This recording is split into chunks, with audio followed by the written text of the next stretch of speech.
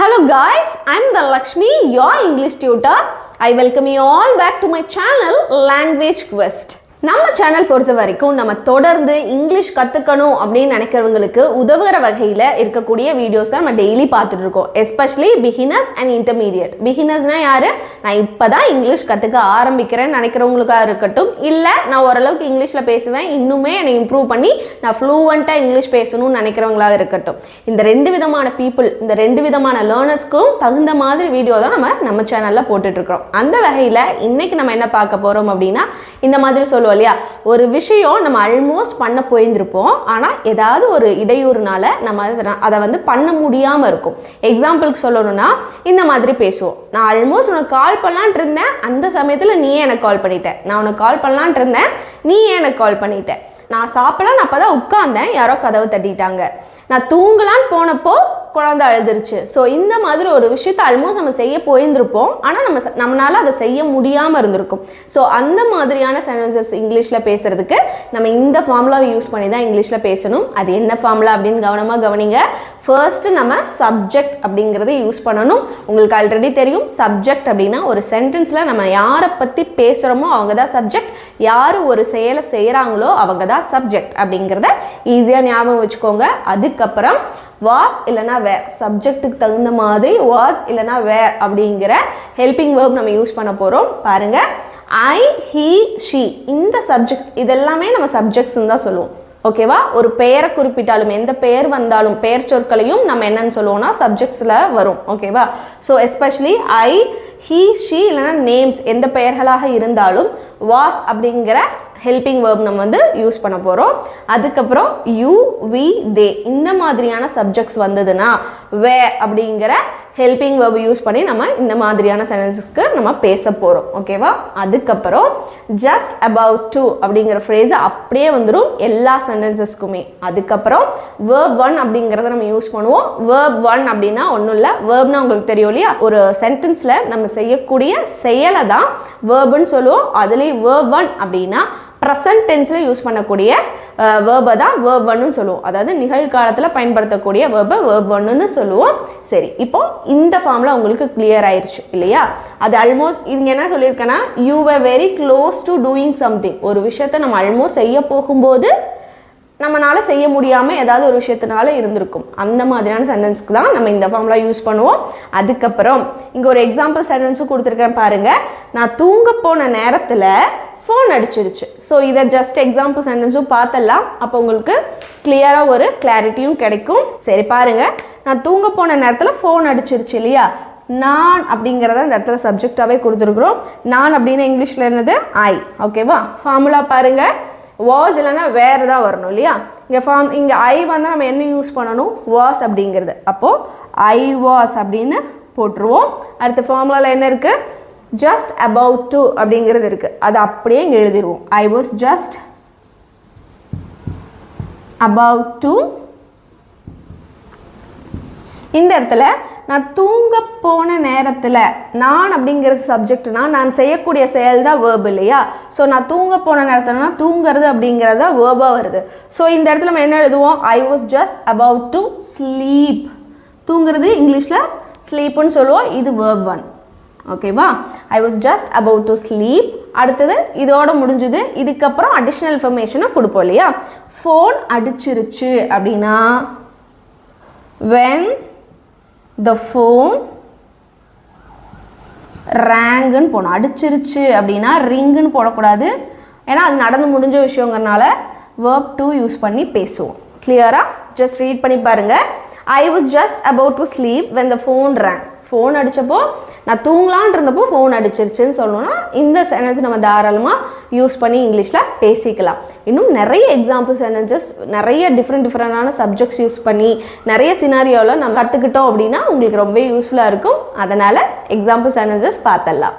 இப்போது இந்த ஃபார்முலாவை யூஸ் பண்ணி எப்படி இந்த சென்டென்சஸ் எல்லாம் இங்கிலீஷில் பேசுறது அப்படிங்கிறத பார்க்கலாம்.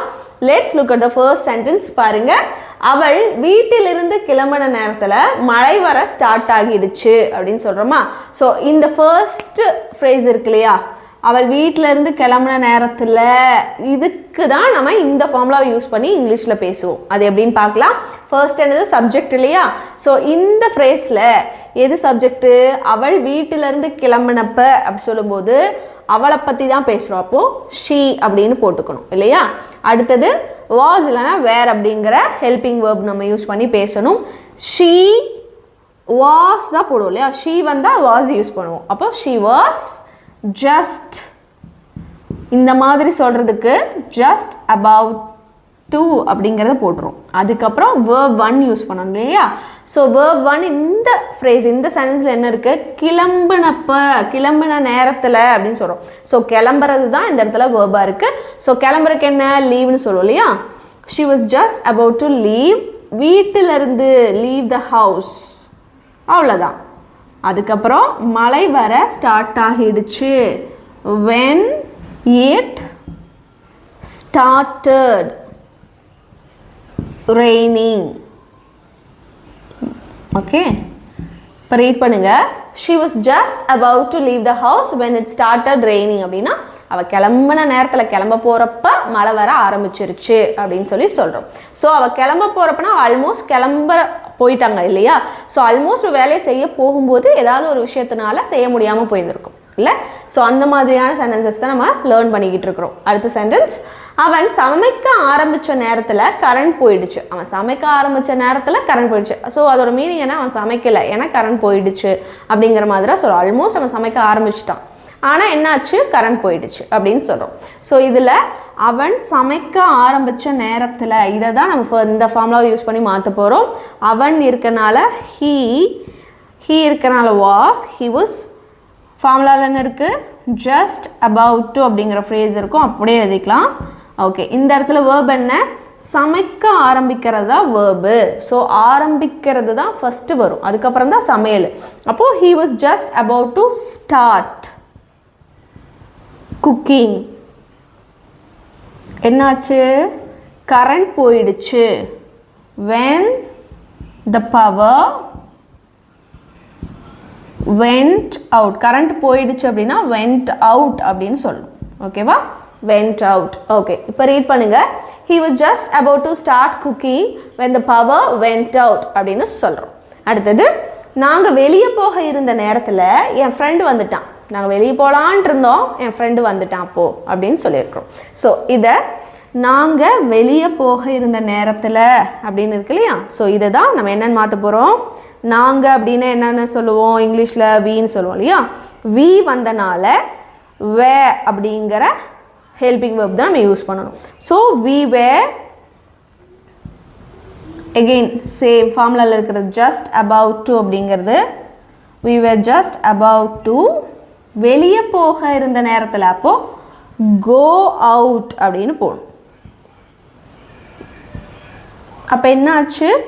என் ஃப்ரெண்டு வந்துட்டான் அப்படின்னா when my friend வந்துட்டான் அப்படின்னா arrived அப்படின்னு சொல்லுவோம். ஓகேவா?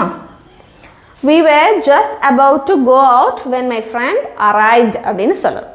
அடுத்தது, நாங்கள் சாப்பாடு ஆர்டர் பண்ண இருந்தப்போ வெயிட்டர் வந்துட்டாங்க. நாங்கள் சாப்பாடு ஆர்டர் பண்ணலான்ட்டு இருந்தோம், அந்த டைம் வெயிட்டர் வந்துட்டாங்க அப்படின்னு சொல்லியிருக்கோம். ஸோ இதை நாங்கள் அப்படின்னு இருக்குது. ஸோ நாங்கள் அப்படின்னு என்னென்னு போடுவோம்? வீன்னு போடுவோம். வி வந்தால் என்ன போடணும்? Helping verb.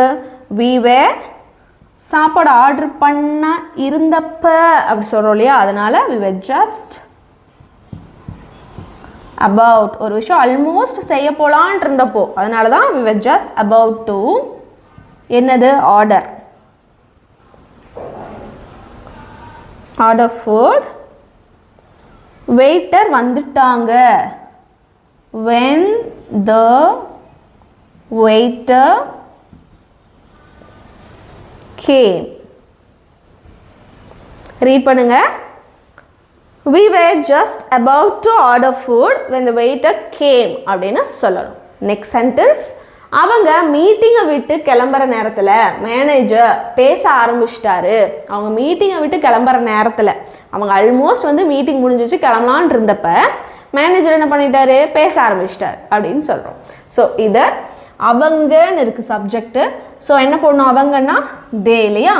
தே வந்தால் என்ன யூஸ் பண்ணணும்? வே அப்படிங்கிறது. தேவை கிளம்புற நேரத்தில் அப்படி சொல்கிறனால just about to, கிளம்புறக்கு என்ன? லீவ்னு சொல்லுவோம் இல்லையா? they were just about to leave என்னத? மீட்டிங்கை விட்டு இல்லையா? leave the meeting. மேனேஜர் பேச ஆரம்பிச்சிட்டாரு அப்படின்னா when the manager பேச ஆரம்பிச்சிட்டாரு அப்படின்னா started speaking. ரீட் பண்ணி பாருங்க. they were just about to leave the meeting when the manager started speaking அப்படின்னு சொல்கிறோம். நெக்ஸ்ட் ஒன், நான் குளிக்க போன நேரத்தில் தண்ணீர் நின்றுச்சு. நான் குளிக்கலான்னு போனப்போ தண்ணி நின்றுச்சு அப்படி சொல்லுவோம் இல்லையா? குளிக்கலான்னு போனப்போ தண்ணி நின்றுச்சு. ஸோ இதை நான் அப்படிங்கிறது சப்ஜெக்ட். இப்போ ஐ வந்து நம்ம என்ன யூஸ் பண்ணணும்? வாஸ் அப்படிங்கிறது இல்லையா? ஐ வாஸ் ஜஸ்ட் எதுக்கு சொல்கிறோம்? போன நேரத்தில். ஸோ நான் போனப்போ அப்படி சொல்கிறதுக்கு தான் ஐ வாஸ் ஜஸ்ட் அபவுட் டு என்னது? குளிக்க. குளிக்கிறது வந்து டேக் அ ஷவர் இல்லைனா பாத்ன்னு சொல்லக்கூடாது, அது ஆக்சுவலி ராங். பேத் அப்படின்னு சொல்லணும், ப்ரொனன்சியேஷன் அதான் கரெக்டு. ஸோ டேக் அ பேத் அந்த மாதிரி எது வேணால் சொல்லிக்கலாம். இந்த இடத்துல நான் டேக் அ ஷவர் அப்படின்னு போடுறேன். ஐ was just about to take a shower.